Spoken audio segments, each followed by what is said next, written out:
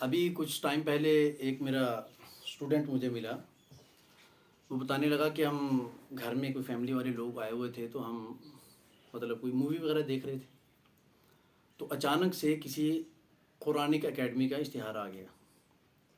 تو جیسے ہی وہ اشتہار آیا تو فوراً اس نے لڑکے نے بند کیا اور کہنے لگا اللہ استغفر اللہ استغفر اللہ توبہ توبہ توبہ توبہ. یہ کیا لا حول ولا قوت الا باللہ. یعنی قرآنک اکیڈمی کا اشتہار آنے سے وہ اس کے اوسان خطا ہو گئے. یعنی وہ یہ سمجھنے لگا کہ یہ پتہ نہیں کون سی ایک نئی عجوبہ کوئی الگ سی کوئی چیز آ گئی ہے.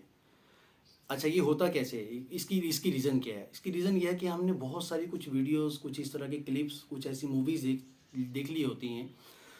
تو ان کو دیکھنے کے بعد آہستہ آہستہ جو ہمارا دل ہے وہ گناہوں کا رسیہ ہو جاتا ہے، اس کے اوپر ایک پردہ پڑ جاتا ہے. جیسے کلا بل ران علی قلوبہم ما کانوا یکسبون، کے زنگ لگ جاتا ہے دلوں کو.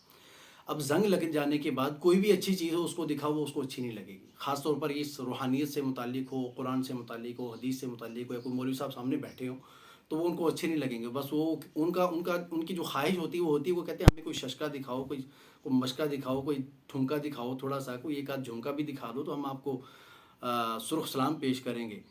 یعنی کہ یہ ایک جذبات انسان کے اندر آ جاتے کہ اچھی چیز اس کو اچھی نہیں لگتی جو انسان کو نیکی کے راستے کی طرف لانے والی ہے. بس وہ اس کو یہی ہوتا ہے کہ ہر وقت کچھ غلط ہی میں دیکھتا رہوں. تو یہ چیزیں ایسی جو انسان کی روح کو بھی تباہ کر دیتی ہیں، اس کی زندگی کو بھی تباہ کر دیتی ہیں. ہمیں اس سے بچنا چاہیے.